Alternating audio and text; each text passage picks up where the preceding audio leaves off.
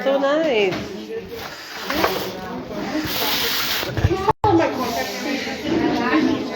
lost my other one in Sarah, so I need it back. Sarah. Hi, Sarah. Where you from? What's your accent? You have an accent? No? Cool. I'm from New York. I never sounded like that. Okay, who else needs paper? Anyone didn't get? Anyone doesn't have? Yeah.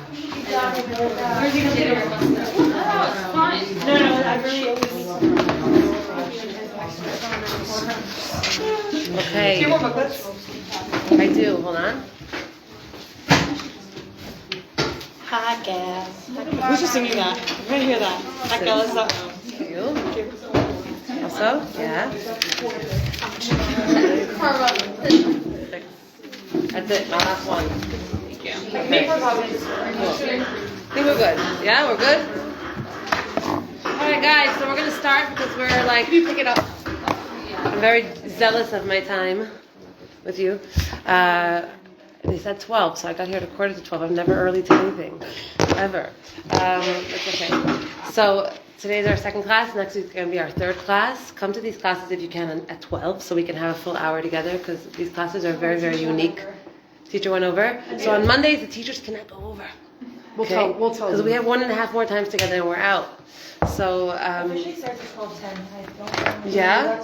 We only have a break time. Okay, we'll discuss the details afterwards. But last week I told you about my life story, and I ended off telling you the part where we ended was where I found myself divorced with my 2 babies back in my parents' house in Brooklyn, after I lived the life in Israel, and I had like 50 people on my Shabbos table every Shabbos, like birthright groups, non-religious groups, a full life, like a job. I was working and teaching in seminaries, teaching in this like kiruv place, working as a secretary in this kiruv place, like lots of money coming in, lots of happenings, babies on the way, things are happening, and my marriage is crumbling.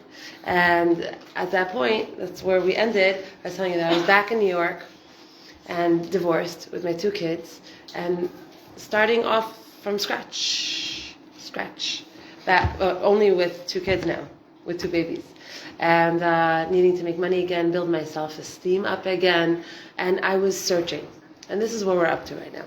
I was in a place where I was searching for answers. I found that none of my years that's what I felt. I felt like none of my years in high school, none of my years teaching, none of my years in seminary, none of my years in Shana, none of my years learning Torah gave me the tools I needed right now to get out of this hole that I was in.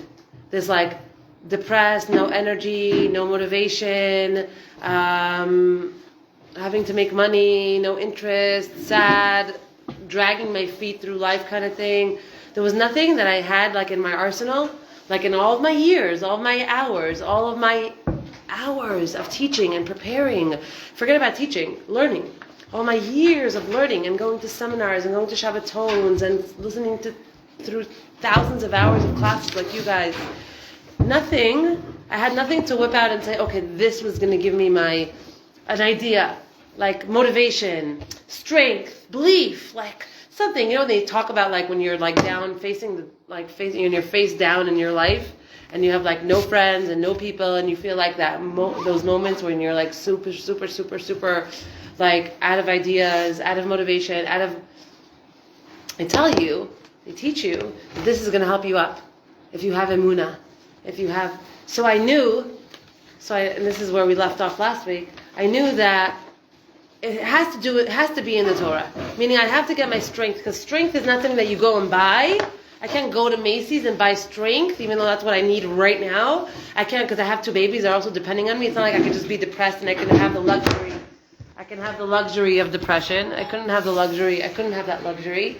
And even though I took it for like 3 months, but I couldn't really have it because I needed money and I needed to get the heck out of my parents' house.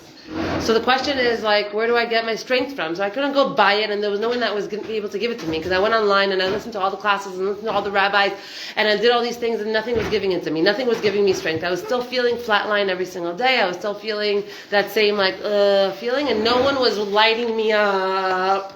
I needed someone to light me up, give me that like, okay, next, okay, Devorah, it happened, now pick yourself up and let's go.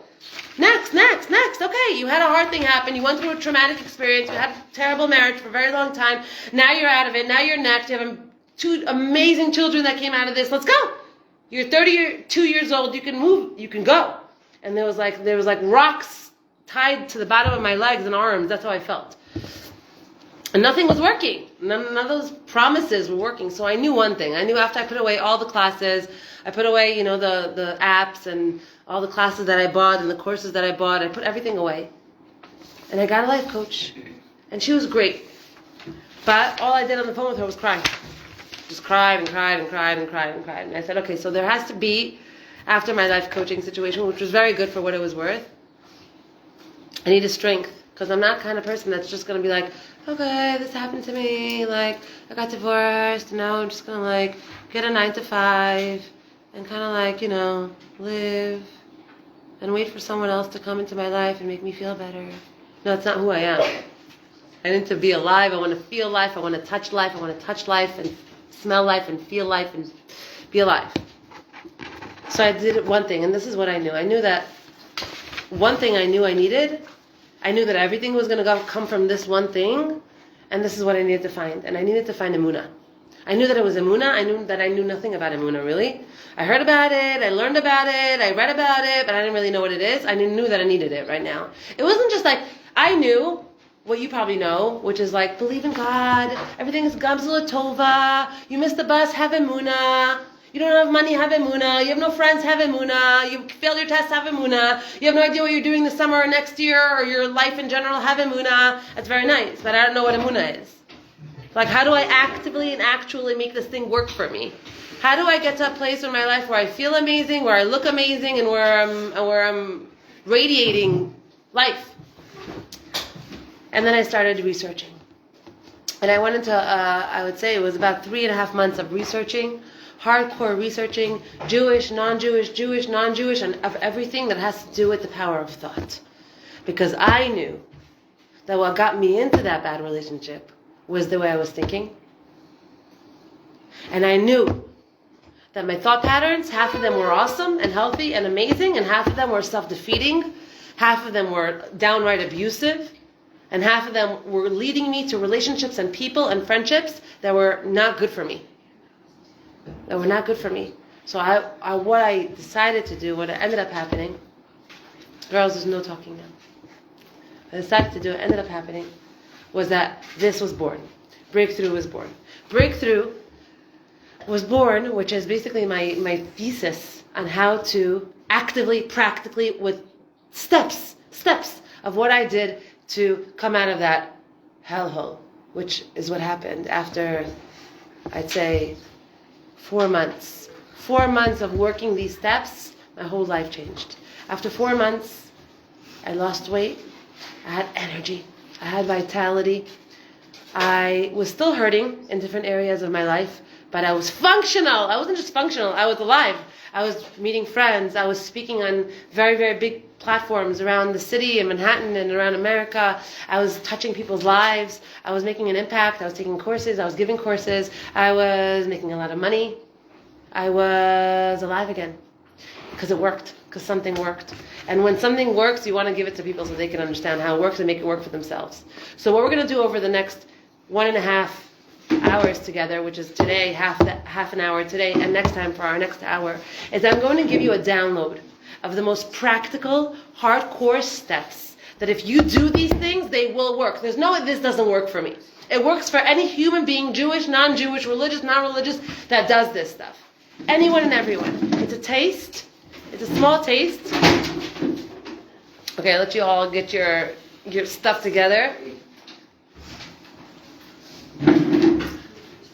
Sorry, because of the like what's her name? I'm sorry, the teacher here. Hi. Because of the matter of sensitivity, if we could just no quiet, no talking whatsoever. Okay.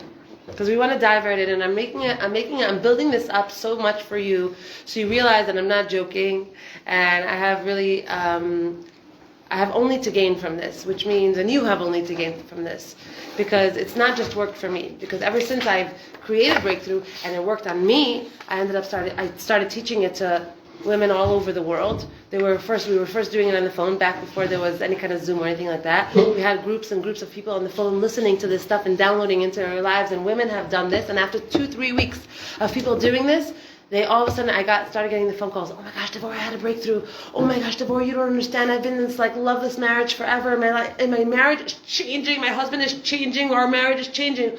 Oh my gosh, Devorah, you don't understand. I couldn't find my way. I had a woman call me from a doctor's office telling me that it's been 14 years since she's been trying to get pregnant, and she's been doing breakthrough for 3 weeks, and all of a sudden she got pregnant. Because of the power of our thoughts and the power that we have inside of us, that we have to stop looking elsewhere for it. We have to stop. I was in the place of who is going to give me strength? Where can I go to get strength? Where can I get strength? I would spend all the money in the world just to get some strength, because I have no strength, no energy, zero energy. I was a zombie. I just needed strength and energy, and I know that I'm such an energetic person, and I couldn't find any. And there was nowhere to go and nothing to do, and I had found it inside of myself with the help, only with the help of this. Because these 6 very, very practical tools are powerful. I'm not going to give you 6 of them. I'm going to give you, hopefully, between now and next week, 3 of them. Take them with both hands and run with them. Because if I learned this when I was in seminary, my life would probably be very, very different for the better today. So let's begin. Let's dive right in. Let's just see what time it is. Okay, we have a half hour. Okay, let's begin. I'm going to read. Okay, everybody can follow along. There aren't any. No, share with the person sitting next to you. Placebo story. Sam Lone, the retired shoe salesman living outside of St. Louis in the early 1970s, began to have difficulty swallowing. He eventually went to see a doctor who discovered that Lone had metastatic esophageal cancer. In those days, metastatic esophageal cancer was considered incurable. No one had ever survived it. It was a death sentence. And Lone's doctor delivered the news in an appropriately somber tone. To give Lone as much time as possible, the doctor recommended surgery to remove the cancerous tissues in the esophagus and in the stomach where the cancer had spread. Trusting the doctor, Lone agreed and had the surgery. He came through as well as could be expected, but things soon went from bad to worse. A scan of Lone's liver revealed still more bad news: extensive cancer throughout the liver's entire left lobe. The doctor told Lone that sadly, at best, he had only months to live. So Lone and his new wife, both in their 70s, arranged to move 300 miles to Nashville, where Lone's wife had family. Soon after the move to Tennessee, Lone was admitted to the hospital and assigned to internist Clifton Meter. The first time Dr. Meter walked into Lone's room, he found a small, unshaven man curled up underneath a mound of covers, looking nearly dead.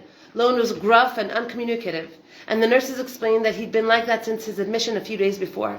While Lone had high blood glucose levels due to diabetes, the rest of his blood chemistry was fairly normal except for slightly higher levels of liver enzymes, which was to be expected of someone with liver cancer. Further medical examination showed nothing more amiss. A blessing considering the patient's desperate condition. He was good. Under his new doctor's orders, Lone begrudgingly received physical therapy, a fortified liquid diet, and lots of nursing care and attention. After a few days, he grew a little stronger, and his grumpiness started to subside. He began talking to Dr. Meter about his life. Lone had been married before, and he and his first wife had been true soulmates, but they'd never been able to have children, but otherwise had had a good life. Because they loved boating, when they retired, they bought a house by a large man-made lake. Then late one night, the nearby earthen dam burst, and a wall of water crushed their house and swept it away. Lone miraculously survived by hanging on to some wreckage, but his wife's body was never found.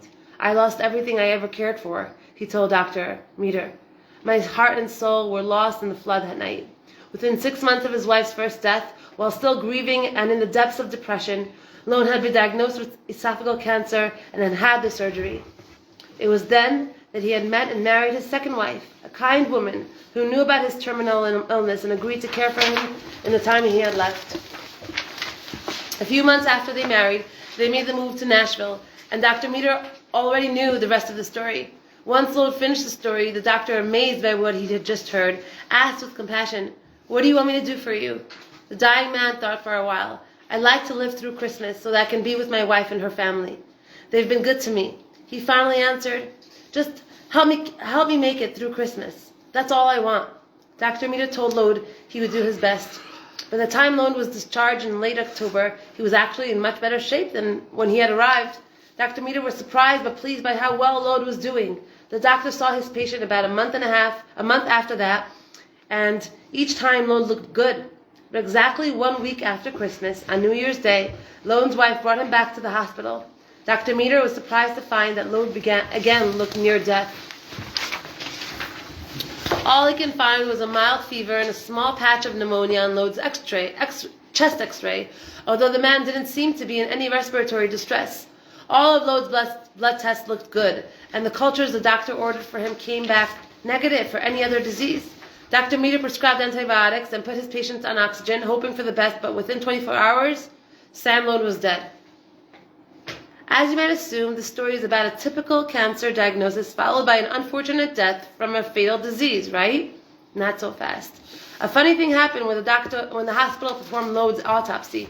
The man's liver was in fact not filled with cancer. He had only a very tiny nodule of cancer in his left lobe and another very small spot in his lung. The truth is, neither cancer was big enough to kill him.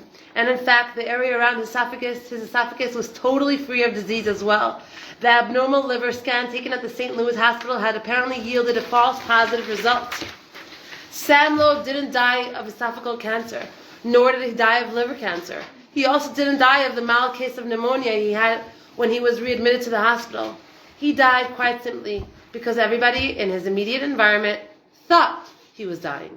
His doctor in St. Louis thought Lode was dying, and then Dr. Meter in Nashville thought Lode was dying. Lode's wife and family thought he was dying too, and most important, Lode himself thought he was dying. Is it possible that Sam Lode died from thought alone? Is it possible that thought is that powerful? And if so, is this case unique? There are thousands and thousands and thousands and thousands of cases that are filed away under the category of placebo effect. The placebo effect is something that is not just used in science today and by scientists and doctors today. It's used all over the world. Placebo effect is as real to our mind as any pill will ever take. I went with one of my students at a certain point that was extremely depressed beyond what you would even consider that you can ever even deal with. And I went with her to a psychiatrist. And the psychiatrist came up to me afterward and he said, I gave her pills. I prescribed pills to her, and he gave it to her. He gave her a few on the spot. And he told her that he had a whole session, and he heard her, and he heard how she felt that the pill would cure her. And afterwards, and he came to me and he said to me, I'm going to tell you one thing, but do not tell this to her ever. I said, what? And he said, I'm giving her placebos. I'm giving her sugar pills. Sugar. And I want you to watch her. And I watched her. I watched this girl go from couldn't lift her hand. She couldn't lift her hand, let alone brush her teeth or wash her face or get her life together or go to class. I watched her make a 180. She was taking sugar pills. Why? And this idea of placebo is so powerful that when you understand it, that you could trick your own brain. You could trick your own brain and get results. Your body listens to what you're convinced of. Sam was convinced he was going to die. Everyone was convinced he was going to die. He had this terminal cancer. Meanwhile, there was nothing. A drop here, a drop there. Nothing bad enough to kill him, to take down his body. What was stronger than the cancer and stronger than anything else, than any disease he thought he had, was his thought. His thought that he was convinced that he was so sick and that he was riddled with disease. What the Torah tells us is so powerful. It's called koach hamachshava, and this is what lifted me up from the gutter. Koach hamachshava is what I knew, that the most powerful tool in the world is here. The most powerful person in the world is here. And if I just trick myself and lie to myself, lie to myself, and I'm going to teach you what that means in a second, I can trick my brain into doing what it needs to do. I could trick myself into feeling awesome, into losing weight, into being happier, into being more active, into being more energetic, into making more money, into having more friends. I could trick myself into that. How would I trick myself into that? And this is what I'm going to teach you because of the fact that we don't have time. If we would have time, we would do exercises right now. And I'll give you out these sheets. And in the sheets, you would write to me. And you would write to yourself. What are your self-sabotaging thoughts? What's that voice that tells you, no, you can't? Be afraid. Be very, very afraid. Shh, don't come out of your comfort zone. Don't try that. Don't try something new. It's hard. You don't have what it takes. You're soft. You're weak. You're not like your sister. You're not like your best friend. You're not like that good person. You're not that smart. You don't have the self-control or the self-esteem. If we would have time right now, and that's why I'm begging you that next week, come at 12. If you can miss your break in that, if you have that break, miss it, because it's worthwhile. I'll give you these, and maybe I will. Maybe I'll even give it to you next week before we start our class to fill out. I want to know. I want to start getting to know. I want you to start getting to know. More importantly, your inner saboteur. What's his name? What's her name?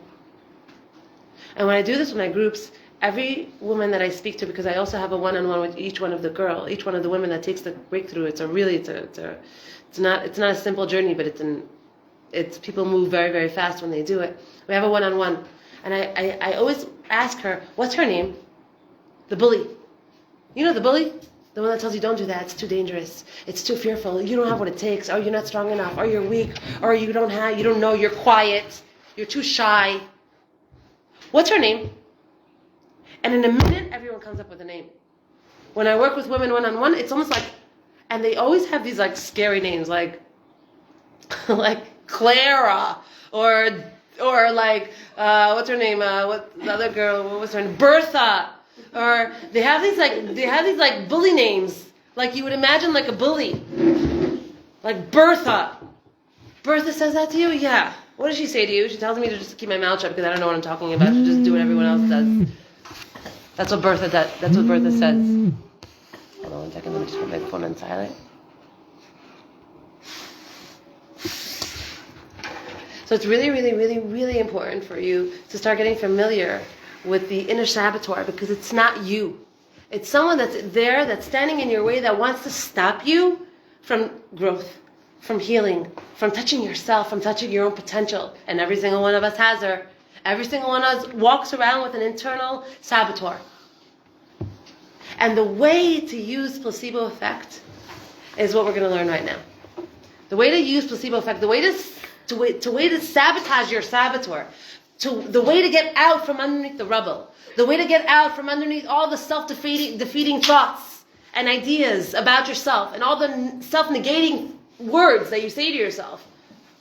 The way to get out from under that and to shine in your life and to touch your potential and to attract people that are healthy and well and that are climbing the rungs of life and that are changing the world. Because that's what we're here to do. We're here to make a dent on this world. We're here to make a dent on this planet. And then we check out. And by the time we get past all of the self-sabotaging thoughts that hold us back and that keep us small and that don't allow us to like really, really, really touch our potential and be happy. Be happy people. Not just like, hey, how are you? Fine, Baruch Hashem. How's your day? I don't know. We're very tachlis oriented. Placebo is like this. What you tell yourself,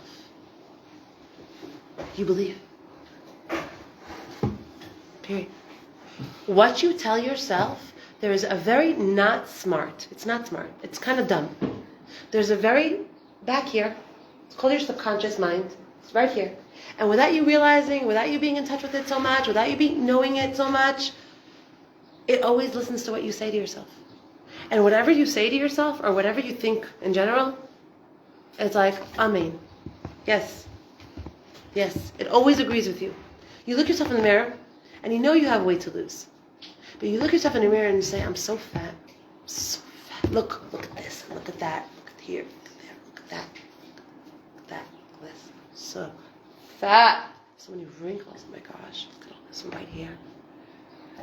You're just talking to yourself. The self hears it, and the self repeats it to you all the time without you knowing it. You're in the store, you're going out, you're going shopping, you're buying something, you're eating an ice cream, you walk by a mirror, and all of a sudden you hear your thoughts, oh my God, you're so fat. You're so fat. And saying it back to you, you're so fat, you're so ugly.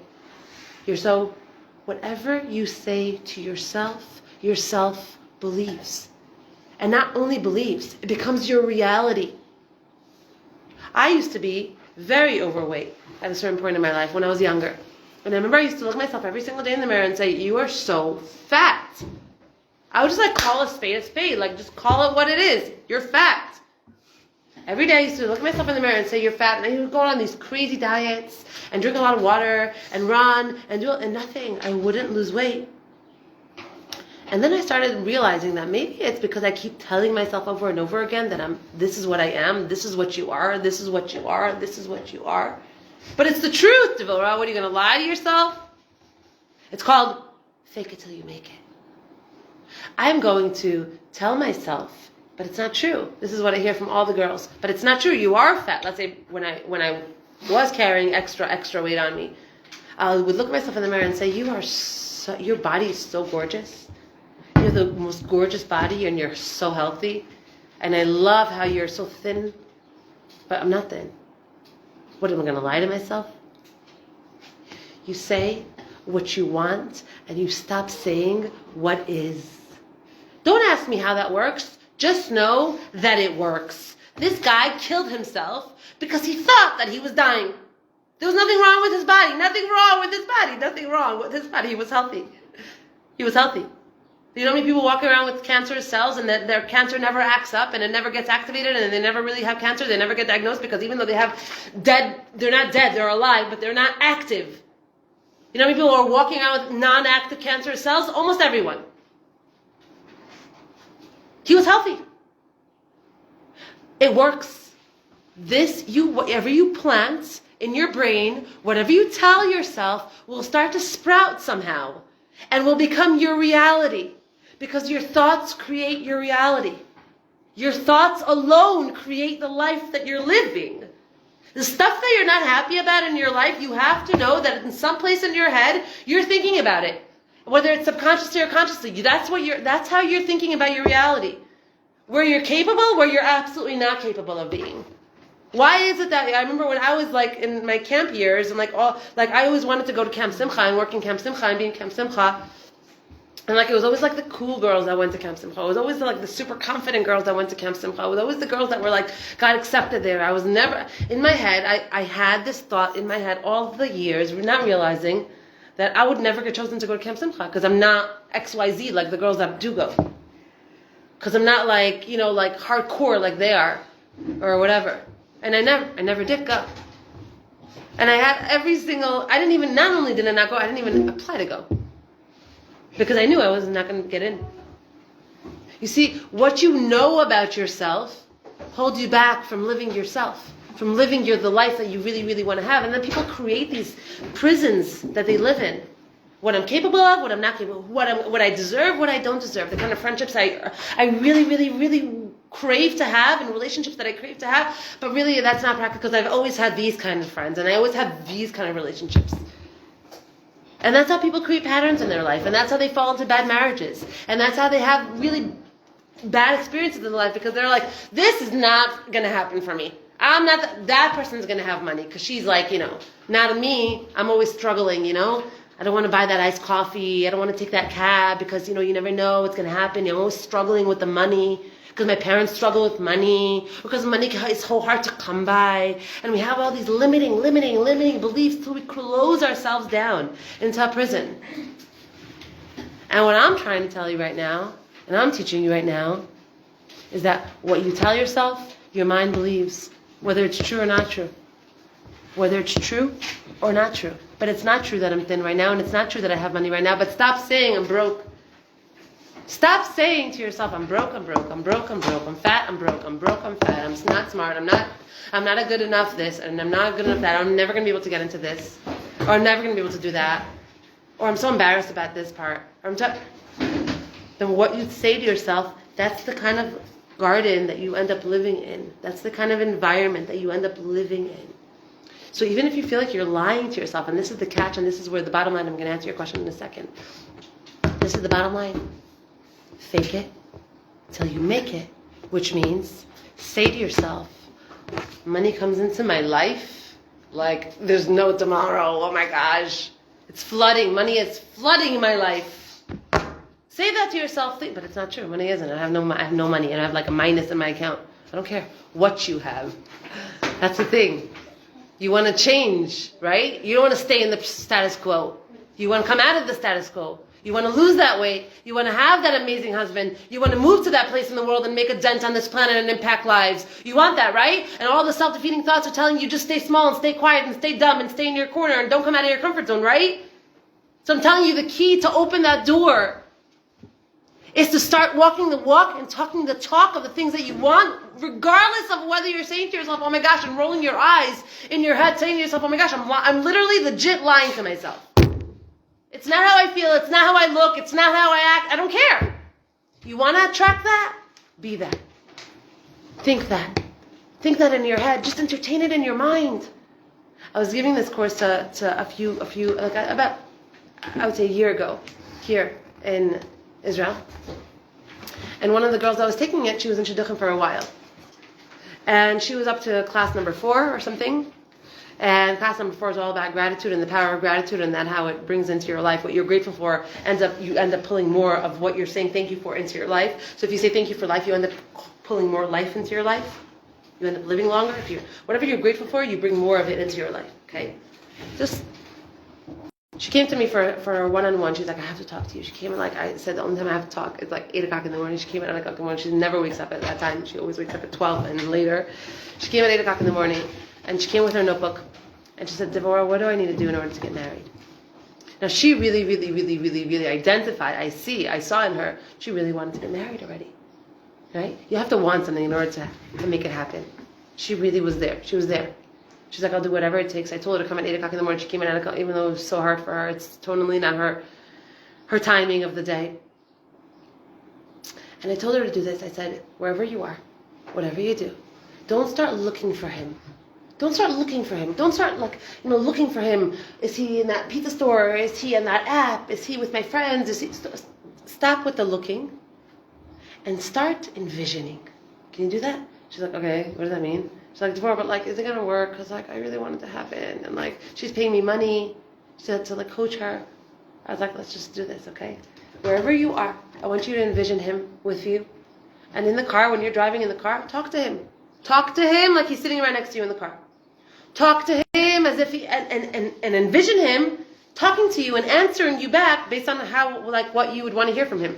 Based on the kind of person he is, based on his humor, based on his kindness, based on his heart, based on the way he looks, just do it. She's like, okay, I'll just do it. Just do it. 4 months later, she was married. And she came to one of my courses that I gave. I was doing breakthrough in Ramat Shemesh, and she came in special and she told everyone. She said, she told me to do this. I was just skeptical and whatever. And then I did this. And I just, instead of saying, I don't have this, I don't have that, I don't have a man, I don't have money, I don't have what I want, I don't have my body, the more you say I don't have it, the more you won't have it. Start envisioning it in your life. Whatever it is, a better relationship with your mother and father, whatever the it is, whatever the blank line is, start envisioning it in your life. Working for you, nice for you, easy for you, kind to you. Whatever is not working, whatever is broken, start seeing it when your third eye. There's something called the Ayin Shlishit, which we're not going to get to now. Start seeing it here. Start envisioning it, playing it out in your mind like a movie. Whatever it is, and you will see how you will start pulling it energetically into your life. Koach HaMachshava. The Zohar says that there's nothing stronger than the Koach HaMachshava. Nothing is stronger than the power of thought. Some people that their thought is everywhere and their thoughts are scattered, and let's say ADDers, whoever is ADD here, I am. Anyone that has ADD understands what I'm talking about, where your thoughts are so scattered and you have thoughts about 500 things in 1 hour. You could think about doing the laundry, picking up the kids, getting food, cleaning the floor, davening, taking a shower. You could think about so many things in 1 hour, right? When your thoughts are everywhere, you're everywhere. And your life is everywhere. And your house looks like it's everywhere. And your bedroom it looks like it's everywhere. Your thoughts create your reality. And when you realize that you are the owner of your thoughts, and you get to choose exactly what thoughts are going to play for you that day, and what thoughts are not playing for you that day, what are the thoughts that are getting you down? When you think about that person, that experience, him, her, whatever it is, when you think about that person, it gets you down, it gets you sad, it gets you broken, your thoughts immediately activate feelings, immediately activate emotions. Your emotions immediately impact your life. Your next conversation, your emotions are going to impact the next conversation you have with the next person. Where your life is going is based on your emotions. Your emotions are based on your thoughts. You choose your thoughts like you would when you go to a wedding and you're by the smorgasbord and you're right at the beginning where there's a ton of different food out and you choose what you want. You don't want herring, you want watermelon. You're going to go and get yourself watermelon and you get yourself your cheesecake and you get the things that you like, that you want, that you desire. Not the stuff that's just out because it's out. You're not just going to eat it because it's out. You don't like that. You don't want that. What thoughts don't you want? And stop entertaining them. Stop giving them, stop letting them rent space in your brain for free.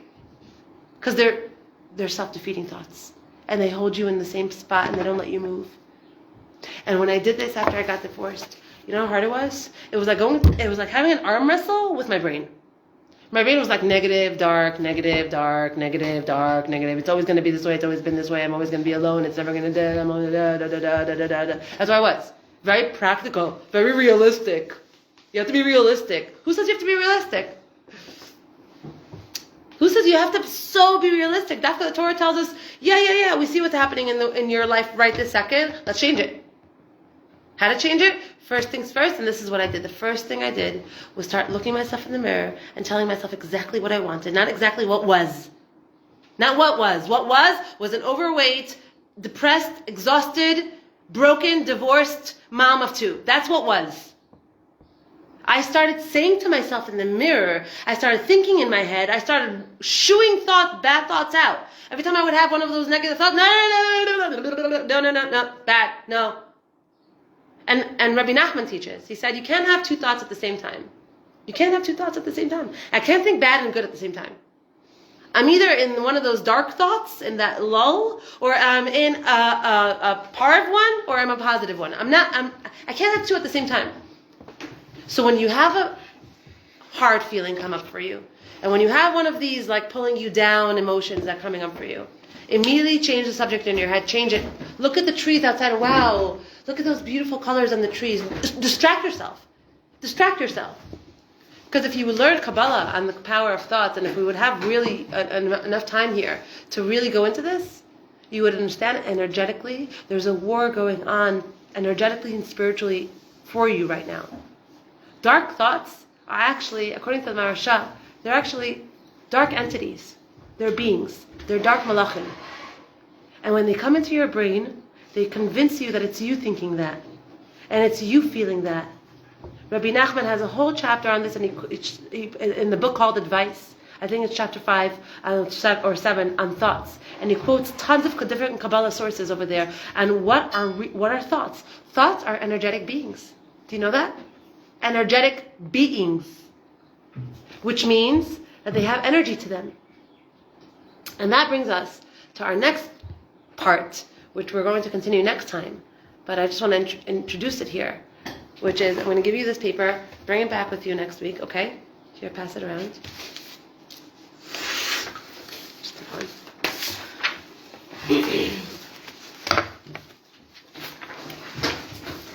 And the power of words. Because what they've seen, which is going to blow your mind, God willing, next time we'll have a projector and I'll show it to you. It's going to blow your mind. It's called Dr. Emoto's water experiment. Have you heard of it? Have you heard of Dr. Emoto's water experiment? Okay, it went viral, it went all over the world. Massive colleges have taken it. Like colleges like Harvard, Yale, BU have all taken this water experiment that he's done and taken it to the next level. What they discover from this experiment that he did, which is, I'll tell you in short, you can watch it when you go back to your dorm. It's a 3-minute video on YouTube. There's also long ones, short ones. He took 3 samples of water. Girls, look at me. He took 3 samples of water, 3 cups. One of the cups of water he said nice things to. He whispered sweet nothings to it. You're beautiful. I love you. You're like candy. You're so wise. You have so much wisdom. Okay? He said nice things to it, and he put it on the side. And then he took another cup of water, and he said terrible things to it. He said, you're disgusting. I hate you. Ew. You don't deserve anything. Tuh. I hate you. You're like Hitler. That's what he said. And he put it on the side. This is legit. You could see it. There's a whole thing on it, video on it. And he took a third sample of water and he said nothing to it. He put it on the side. And then he took all 3 samples. And he took the H2O samples from the first cup that he spoke nice words to. And he put it under a microscope. And he looked at it. And he saw that the shapes, the molecules themselves of the H2O, they created formations that were like in the shape of diamonds. And like these gorgeous structures and shapes. You'll see them, you'll be like, wow, crystals. They look like snowflakes, like perfectly symmetrical, stunning. Okay? The water molecules. He took the molecules from the second cup of water that he cursed and he put it under a microscope. And what he saw was deformed, nasty looking, like demon looking kind of shapes. Nasty looking, not symmetrical, nothing symmetrical about it. And the third molecules were H2O molecules. We're in the formation of H2O molecules. And they took this and they went crazy with this experiment, and they realized that the power that a person has with the words that they say, your words actually formulate how you feel, because 70% of your body is water. Think down, be down for a week. See how your body feels.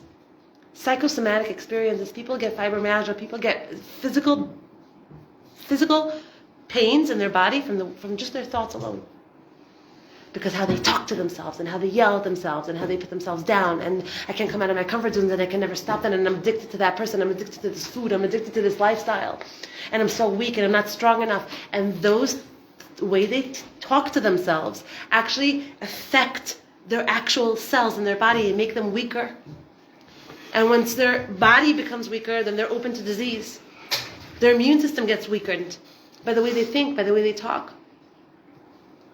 So we're our own best friends, and we're also can be our worst enemies. Life works or doesn't work for you based on what tools you have and how much you use those tools. If you're going to be a victim of life, life's going to whip your rear end, let me tell you. I was a victim till I was 35, 34. I had that victim mentality even though I didn't realize it. Of, oh, life could be better. Oh, why did I miss the bus? Oh, it's so annoying. Oh, that person is so jealous and mean. She doesn't see me. She doesn't care about me. Blaming, shaming. And when I realized that I'm either my best friend or my worst enemy, I made the decision to start picking the thoughts I wanted in my life. And then once I started picking the thoughts, the healthy thoughts, the kind thoughts, the good thoughts, even if I failed at something, it's okay. I learned to be my own best friend and not to say to myself, look, you had a chance and you screwed it up. Oh. No. Even if I gave a class and none of the students listened and I walked out, where in the past it would be like, you're such a bad teacher. Today it's, let's hope someone got something. It's okay. Win some, you lose some. You learn to be your own best friend and your life starts to look like it. I'll see you next week.